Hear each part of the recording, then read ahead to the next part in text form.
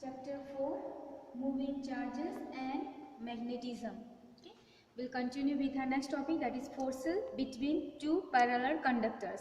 Okay, we have got these two parallel conductors, okay, and we have to find force, because if current is flowing from there, they will apply some force, so that force we have to find. Consider two parallel conductors A and B separated by distance D carrying current IA and IB. Okay, these are the conductors.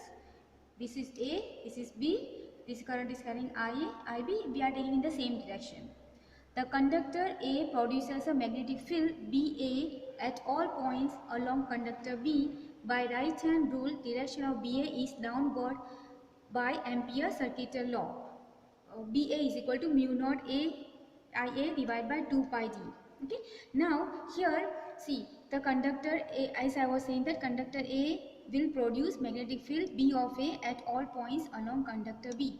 So current is flowing from here. Okay. So there will be the force or magnetic field created because of this around here. Okay. And that will, so we can say that conductor B is in the placed inside the magnetic field of B conductor A.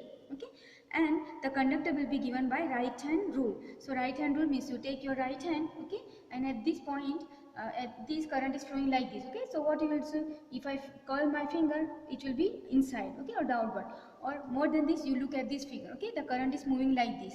Okay, now current take current IA, so current direction you show it with your thumb and you curl your finger of the right hand. When you curl your finger, it will go inside. Okay, so the magnetic field here will be inside the board. Okay, current like this, na? Current is flowing, and then you curl your finger, then the finger will move inside. Okay, like this, maybe this is okay.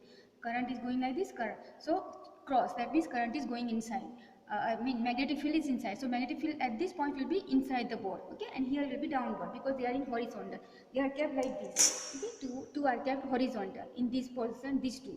Okay, but here I am taking together like this, but this position is showed you horizontal. Then the magnetic field for by Ampere circuital law, for this magnetic field we have learned last previously that the magnetic field begun by B is equal to mu naught the current passing from there, then 2 pi and the distance from that point. Okay, so mu naught I 2 pi r. Here mu naught will be there, 2 pi is there, the current passing from this conductor is IA, so you write IA, and r is the distance. So I want to find the distance, the conductor is placed here, so distance is d, so this will be placed by this d, it will be placed by d. Okay, so that is what given here. B of A is equal to mu naught IA divided by 2 pi d.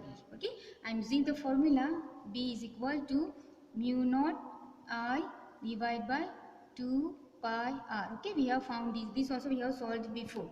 So this formula we are using, and with this formula I is the current passing from the conductor, that is IA, and D is R is the distance. So the distance between the two conductors is D. So you take as D. Okay, conductor B experiences a sideways force due to BA towards conductor A. So you look here. Okay, now in this conductor is placed in the magnetic field of these. Okay, so this will experience some force. Okay, you have to give the Fleming's left hand rule. Okay, see magnetic field, this is my forefinger which give you the magnetic field which is going inside. Okay, current is moving upward, this is the motion of the current which is moving like this.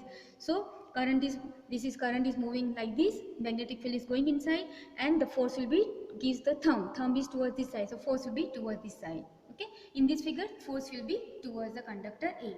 Okay, so force will be towards the, here also towards A. Okay, so and that force will be given by, we have learned the formula, if conductor is there, then force will be given by I vector A cross vector B. Okay, this can be written as ILB sine theta, and sine theta is the angle between I and B. Okay, L and B. Okay, so that is what we have done. So using this formula I will give force FBA, the force on segment L of B due to A, FBA is equal to, I am using ILB, I cross B, IL cross B, and IL cross B can be written as ILB sine theta.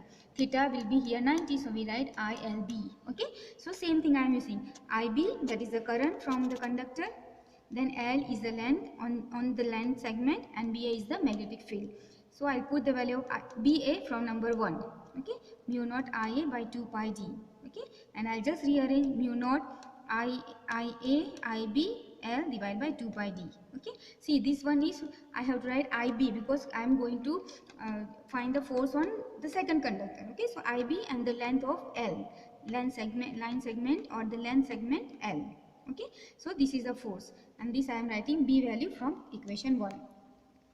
Similarly, force on A due to B on the segment of length L of A is equal in magnitude to FBA and directed towards B. Okay, so similarly, as A is applying on B, B also will apply, and that will be same but in opposite direction. So FAB is equal to minus mu naught IA IB by L IBL divided to 2 pi B. I am putting negative because it is opposite direction it will be. Okay, so what we can say that f of BA is equal to minus f of A, which is consistent with Newton's third law. This is Newton's third law. Okay, action and reactions are opposite and equal. Okay.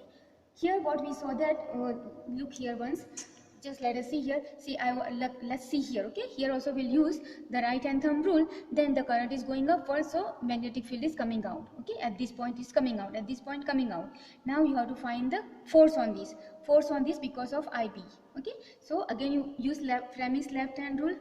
Here it will be, the force will be towards this side. Okay, the current is like this, the field is like this, the force will be like this. So force is this side. So this current is same direction. So this wire will be like this, bent from here. Okay, because they have got force at this point. So the force because of this is this side, and on this because of this is this side. Okay, so they will come here. So what we can say that if the current is in the same direction, we say that they attract each other. But suppose I change the direction of the current, if I put this in the opposite direction, then they will repel. Okay, so that is what we have written here. Therefore, parallel currents attract and anti-parallel repel. It is opposite to the electric charges. Two positive charges or two negative charges will repel, but one positive, one negative, that is unlike charges, will attract. Okay, so it is opposite to the electrostatic or electric charge. Let f of BA, small f of BA, be magnitude of force, then f of BA per unit length, then I will take the length L as 1 unit. Okay, in the previous, so f of BA is equal to mu naught IA IB 2 pi d. The capital L is taken as 1 unit. Okay, so this is the magnitude of the force. Now using this we are going to define ampere. Okay, the ampere is the value of that steady current when maintained in each of the two very long straight parallel conductor of negligible cross section and placed 1 meter apart in vacuum would produce on each other a force equal to 2 into 10 to the power minus 7 Newton per meter of length. Okay, so you take everything 1 1 1, then the force will be this much.